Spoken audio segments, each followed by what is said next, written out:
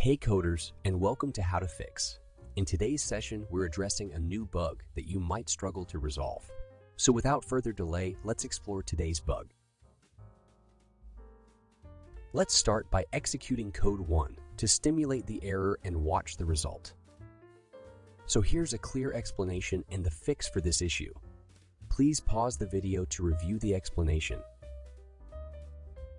Now let's correct the code and take a look at the outcome.